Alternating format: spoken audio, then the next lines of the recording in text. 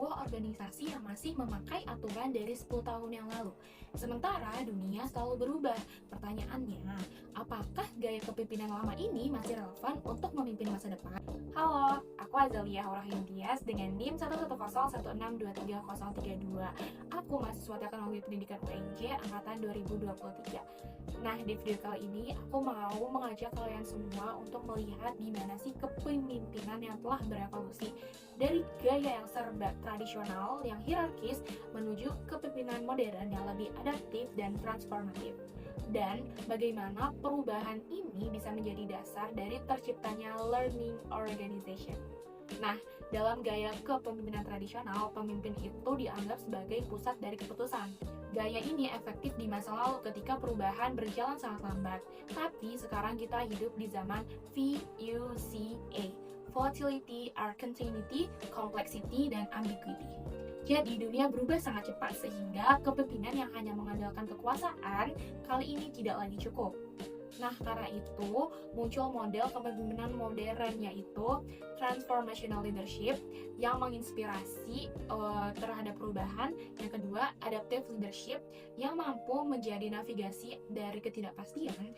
Dan yang paling relevan untuk organisasi masa kini yaitu learning leadership. Tradisional pemimpin itu dianggap sebagai penentu, maka kepemimpinan di gaya modern ini ada perbedaan nih. Nah, kalau di modern itu terutama dalam organisasi belajar, peran pemimpin itu berubah. Michael McCord menyebutkan bahwa pemimpin modern ini dianggap sebagai learner in chief, yaitu pemimpin yang menjadi pembelajar utama di organisasinya. Nah, ini tuh artinya proses perubahan itu dimulai dari kemampuan pemimpin untuk belajar terlebih dahulu sebelum mereka itu mendorong orang lain untuk terus belajar. Jadi, kepemimpinan modern ini tidak berhenti pada inspirasi, tetapi juga untuk menciptakan budaya belajar. Nah, menurut Michael McCord, tidak akan ada learning organization tanpa learning leadership. Nah, learning organization itu adalah organisasi yang pertama, mau belajar terus-menerus, kedua, menciptakan pengetahuan baru, dan yang ketiga, mengubah pembelajaran menjadi sebuah tindakan. Lalu, pemimpin modern ini dianggap menjadi penggerak pada proses ini. Mereka menciptakan ruang dialog, refleksi, kolaborasi lintas tim, dan menggunakan teknologi untuk memperkuat pembelajaran.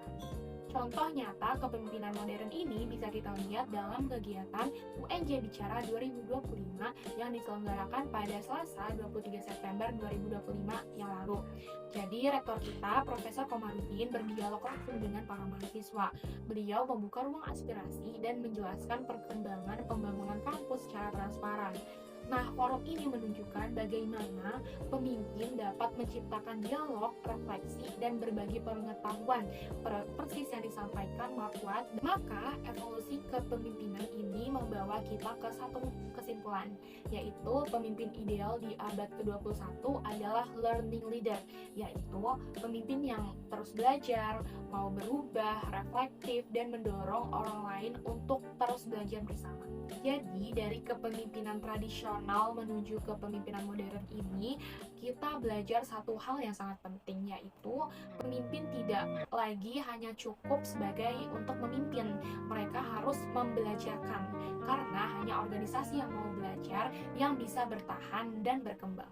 Oke, sekian dari yang bisa aku sampaikan. Semoga dapat bermanfaat dan dapat diambil yang baik-baiknya. Kurang lebihnya mohon maaf. Terima kasih sudah menonton.